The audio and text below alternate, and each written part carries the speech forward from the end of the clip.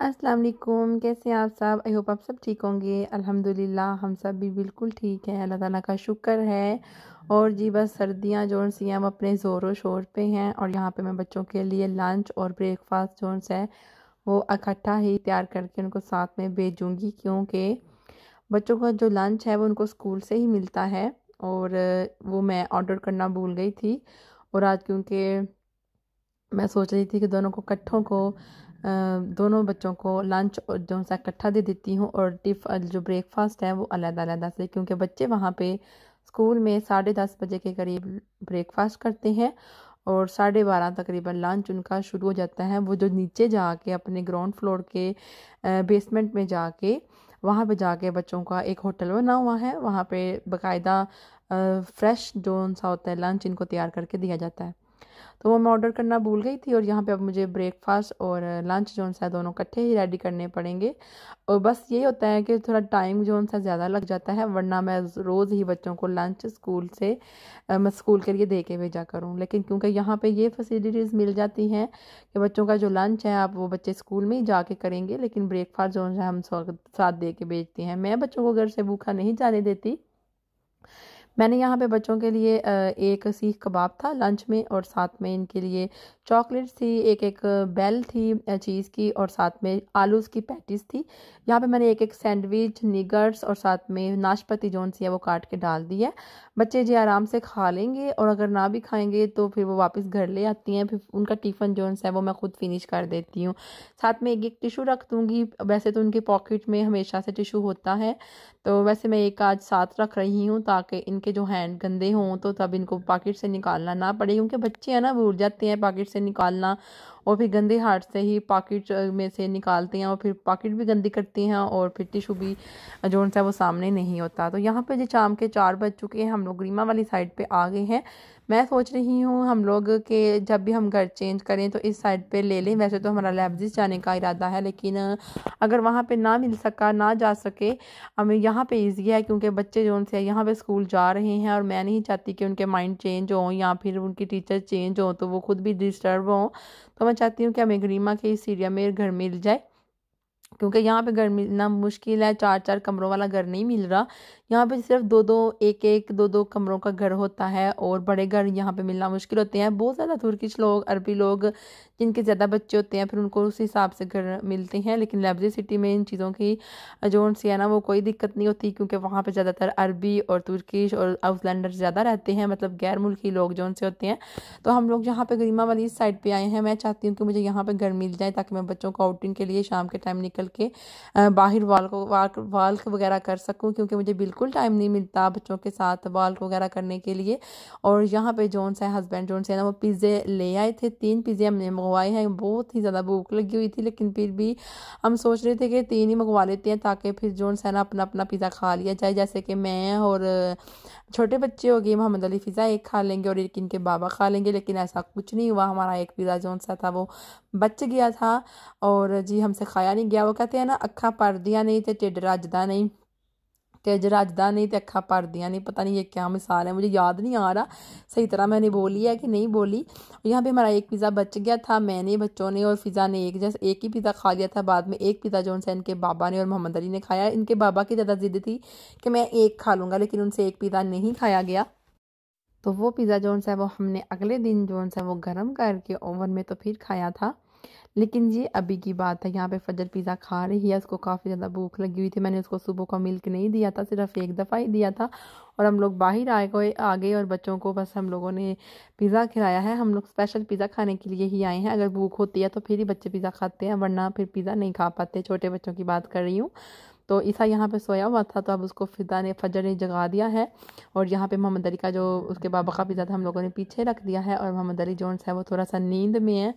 वो कह रहा था मम्मा मेरी बेली फुल हो चुकी है, मैंने अब इतना नहीं खा सकता और नहीं खा पाऊँगा। और यहाँ पे हस्बैंड जोन से हैं वो पिज़्ज़ा के साथ बोतल भी मेरी ले आए थे और साथ में मैं बस कोका पीऊँगी, बच्चे यहाँ पे नहीं कोका पीने वाले। ऐसे ही जब मेरा घर में कुछ दिल ना करे बनाने को या फिर काफ़ी टाइम हो गया हो बनाए बाहर आए हुए को, पिज़्ज़ा खाए हुए को, तो मैं बाहर इसी तरह मतलब घर में कुछ बिना बनाए आ जाते हैं हम लोग, पिज़्ज़ा खा लेते हैं आके। तो काफ़ी अच्छा लगता है क्योंकि घर में भी बना बना के बंदा उगता ही जाता है। वैसे तो हम लोग जब भी इसमें चक्कर लगाने चले जाते हैं, महीने में तकरीबन हमारे 6 चक्कर तो मस्त लग ही जाते हैं। और यहाँ पे हम लोग आए हुए हैं पिज़्ज़ा की जोन सी है वो स्कूटी लेने के लिए।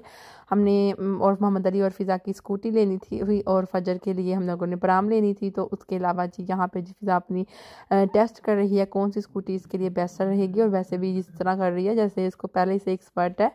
और गिर के इसने बड़ी चोटें भी लगवाई हुई हैं स्कूटी वगैरह से।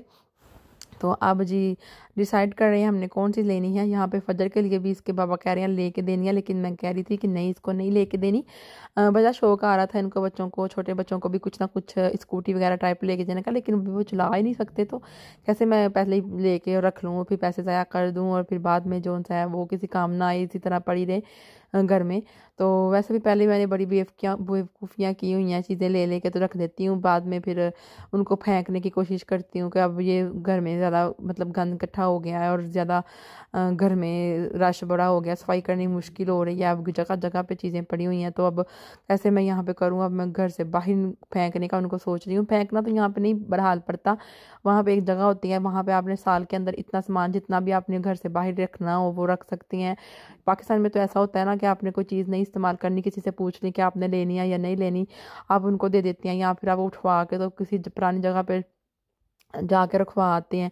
इसी तरह ही होता है ना पाकिस्तान में, या किसी मतलब गरीब बंदे को दे देते हैं, या फिर किसी अपनों को ही दे देते हैं जिसको ज़रूरत हो, अगर आपने चेंज करनी है। तो यहाँ पे जी हम लोग फेंक आते हैं, तो फिर यहाँ पे हम लोग एक ऐप होती है उसके अंदर लगा देते हैं कि हमने ये वाली चीज़ स्टेल करनी है, ऊपर अपने पैसे लगा देते हैं कि हमें कितने चाहिए।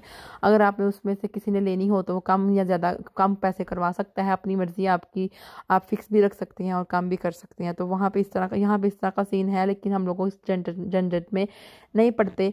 बच्चों की प्राम्स वगैरह पड़ी हुई हैं, बच्चों की वॉकर्स, और इसकी ईसा की और फजर की जोन सी है झूले टाइप एक वॉकर है वो भी पड़ी हुई है, लेकिन हम लोगों ने वो कुछ भी सेल नहीं करना, हमने कहा नहीं, ऐसे रहने देते हैं बच्चों की यादगिरी में। तो वैसे तो लोग ऐसा कुछ नहीं सोचते, लोग तो बस सेल कर देते हैं, मतलब कि लगा देते हैं सेल पे फ़रोख्त करने के लिए, लेकिन हम लोग ऐसा कुछ नहीं कर रहे। घर में जगह नहीं है, मेरा पूरा दूध सेकंड वाशरूम है वो भरा हुआ है चीज़ों से।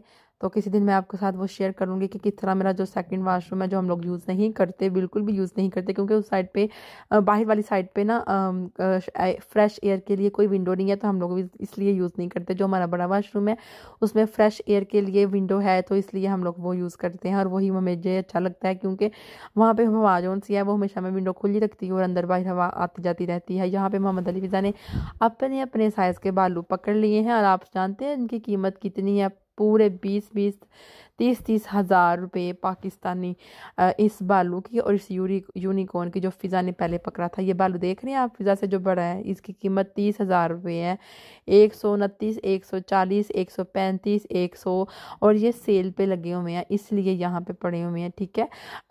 और यहाँ पे जी ये इस फ़िज़ा ने, पता नहीं इसका नाम क्या है, दरियाओं के पास होता है ये। और यहाँ पे फजर जोन सी है ना वो अपना घर बना के बैठ गई है छोटा सा। बच्चों ने बड़ी जिद की है, मम्मा हमें क्या कहते हैं इधर ही थोड़ी देर रुकना है और रुकना है, यानी कि यहाँ पे खेलना चाहते थे ना वो। और ये घर भी काफ़ी ज़्यादा कीमत में लगे हुए थे, तकरीबन 50-50 हज़ार पाकिस्तानी इस घर का, ठीक है। बल्कि इससे भी ज़्यादा यार, 349 यूरो है, मीन्स के 80-80 लगा लें आज के हिसाब से, 70-80 हज़ार का सिर्फ ये वाला घर है जिसके अंदर फजर अंदर घुसी हुई है। और यहाँ पे थोड़ा सा सिंक लगा हुआ है बर्तन धोने के लिए। यहाँ पे जो वो कार्टून है रोमा दियाना वाले, उनके मामा पापा इस तरह के काम करते हैं जिन लोगों ने कार्टून वगैरह बनाने हो। बाज़ लोग यहाँ पे कार्टून नहीं भी बनाते तो फिर भी वो अपने बच्चों को लेके देते हैं, लेकिन यार हमें कोई ज़रूरत नहीं है इन चीज़ों में पढ़ने की फजूल में। और यहाँ पे बच्चे बस अपना थोड़ा सा देख लें कैसे, देखो फजर जोन से अपना फेस वॉश कर रही है, वो समझ रही है ये नल लगा हुआ है। तो मुझे इतनी हंसी आई, मैंने कहा शुक्र है मैंने क्लिप ऑन किया हुआ था और फजर की ये वाली मेमोरी बीच में सेव हो जाएगी कि वो कैसे अपना फेस वॉश कर रही है। यहाँ पे डोर बंद कर दिया, बस हम अब निकलने ही वाले हैं यहाँ से, काफ़ी टाइम हो गया है। ओके जी, अल्लाह हाफिज़, सब्सक्राइब कर दीजिएगा, मिलती है नेक्स्ट वीडियो में, बाय बाय।